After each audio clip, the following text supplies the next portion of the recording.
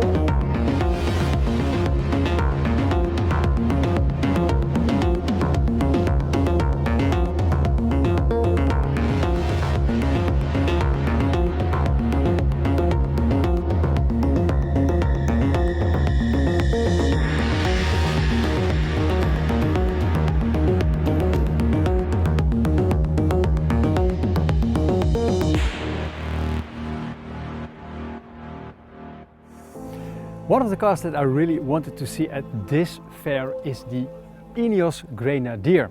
And if you look at the way how it looks, doesn't it resemble a lot the old Land Rover Defender? Well, that's actually the story behind this car. Because when Land Rover announced somewhere back in 2016 that they were going to stop with the production of the classic Land Rover Defender, the owner of Ineos came up with the idea, let's build a sort of Land Rover Defender kind of car that is really bulletproof and that will get you through Africa without a lot of problems. So that's why they designed a car that is not totally filled with switches and electronic gadgets. Now, one question to you. Do you like its face? Answer me in the comment section. I like my Toyota Prado because it is a small car, it fits around me, and a lot of trucks that I see here are just way too big for me.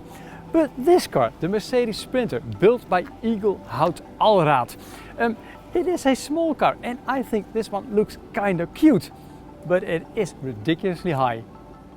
Totally new thing on this trade show is the Alu-Cab 3R rooftop tent. And Alu-Cab, it's one of the main biggest manufacturer of rooftop tents. They're made out of aluminium and they've got one really nifty thing that would be very convenient for the kind of work that I do. Because I'll show you this. Over here there is a sort of a table that I can use to put my laptop on to do some work. But then I have to sit on basically the bed onto my knees. No, they thought about this. Because now they've got this contraption. And now on the inside I have a bench. And there is a solar panel on top, so I can feed my laptop with that electricity. But now, when we are having wintry conditions, when it's cold, how can I work inside this tent? It's got no heating. Yes, it has. Because if you hop over to this side, you will see this yellow hose. And there is a cut through in the fabric, and this one I simply connect to the heating in my car. Now, I mentioned the solar panel already, and the beautiful thing about this rooftop tent is that if you buy it, the rooftop tent, or the solar panel is standard on top of this, together with, of course, this system that grabs the solar panel. But the special thing is that it's got this wiring and that goes directly to the inside of the tent. And not many tents have this, except for mine, but I built that one myself. Now, just when I left the booth, one of the salesmen of the company, it's Genesis Import by the way, he grabbed hold of me and he said, that is a really light Alu-Cab rooftop tent because this one weighs only 50 kilograms. And since it's only 1.20 meters wide, 120 centimeters, it will fit on my Toyota Landcruiser because wider tents just don't look that nice. It looks like these EWAX planes with those big shuttles on top of them, flying saucers. So this one, we just agreed that I'm going to do a review on this tent somewhere in the end of September. Van people are creative people. Van Halla! At Abenteuer und Allrad Landcruisers, they come in all sorts of shapes. Like this one. What animal do you think this resembles? And I bet for sure it's not an eagle. Let me know in the comment section. Now, you know me from my YouTube channel and probably from my website. It's all digital, but I still like to buy once in a while a paper magazine on four-wheel drive cars. And when you buy a magazine in Germany, there's a big chance that you will see this name, Tom's Fahrzeugtechnik. It's a company that builds absolutely beautiful Landcruisers. And what their main activity is, they just cut off the roof and make it like a sort of lifting roof, like a clamshell construction, so that you can sleep in the car, but you still have a lot of height if you don't use the bed under that roof. But I've been looking at their prices, and yes, they don't come very cheap, because I think the most cheapest one that I could find was about 140,000 euros. I'd better buy a lottery ticket. And at Tom's Fahrzeugtechnik, if you think that a 4x4 is not enough, well, they just built you a 6x6. Now, if you have a big truck and you're traveling for longer periods, you apparently need a washing machine. And the washing machine that I have at home, same as you probably, is very big, ugly and bulky. This one, it's a Daewoo Winia, and it's the first ever in the world wall-mounted washing machine, and it's also available in a dryer washing machine combination, and it will do a laundry up to 1.5 kilograms. First, I should buy a truck. Oh, I'm singing in the shower and I love my life. Now, apparently, when you have a big truck, you need a washing machine, and if you have a nice 4x4, you apparently need a shower cabin. I like it. La la la la da da dee da. Now, there's one really stupid thing going on this trade show, and the people who do water purification systems, they point it out very clearly. Because on this trade show there is not one spot where I can fill my empty bottle with fresh water, because it's simply not there. The dishwashing, the washing, the showering, taking a toothbrush to brush your teeth, it's all done with water that's not drinkable.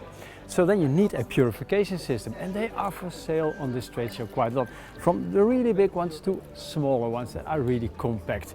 But what I would suggest to this whole trade show, fresh water that is a little bit cold with a temperature of about 30 degrees outside, it would be sensible just to have normally chilled fresh water at 3 disposable points, so we can get rid of plastic bottles and getting more plastic bottles.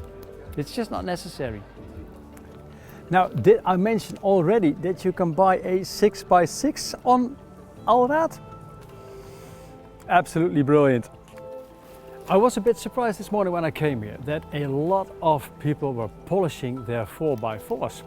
And this is absolutely the only one. It's a Volkswagen Transporter 4Motion, so 4x4, and it's called the Terracamper. That is totally full of dirt, but it's absolutely covered in mud, and that is how it should look like.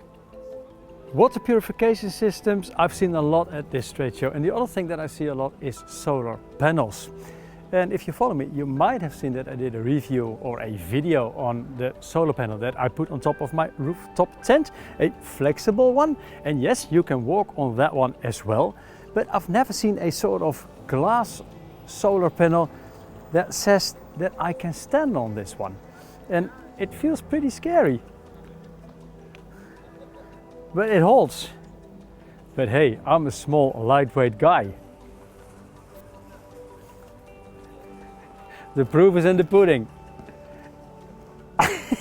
No. Ah! No. Oh, this is wonderful. Yes. So it's rugged. Yes. Okay, thank you so Thank much. you. Yay. Abenteuer und Allrad. It's not a lot about the outdoor stuff that I usually do, except for one little gadget, because a while ago I was contacted by the people from Skotti Grill over there. If I wanted to do a review on their very compact foldable stove. And the thing is that this is a gas operated stove, but you can also use it with charcoal or even with wood. Now, when I saw the boot this morning, and Christian, who's having a beer over there, who is the owner of the company, basically I started complaining because I tried this one, or maybe better this one, with wood, and it just would not fire up very properly. And he looked at me and he said like, yeah, Gijs, you're doing things wrong. And then he started a sort of origami mikado with the stove, and I will show you this later in the review how you do this exactly. But he made the stove not with two closed openings, but like a hobo grill, a hobo stove. So with one opening, and with this opening, if I put the wood in here, he guarantees to me that the Skotti grill will be perfect with wood as well. So this is something that I will have to try later. Thank you, Christian. Hey. Whoa, this was a super day at Abenteuer Allrad. It's pretty hot, so I'm glad to have a decent chair. I really had fun here, and I will be coming here next year again, but then with more time, because now I only had about half a day to shoot things, and I've seen so much more things that I would like to show you.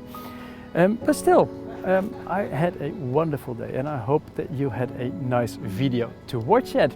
And if you did, then please give it a like and leave a comment below. And also, if you've got any questions, suggestions or remarks, please use the comment section, because I'm more than happy to answer everything that you can throw at me.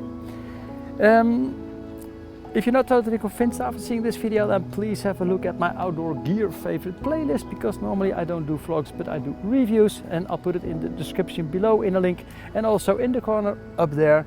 So check that out, and if you like what I do as an independent reviewer, then please subscribe to my channel. Because, you know, with more subscribers, I really feel that my work is, well, it's just more rewarding. Thank you so much for watching. I hope to see you the next time. Enjoy the outdoors and stay safe. Ciao, ciao! And now I am pretty happy, because from Femke I got this absolutely cold cola. Because now I need to drive home. It's a 500k drive, so that will take me about 5 hours. And a little bit of cola will help me definitely. Bye.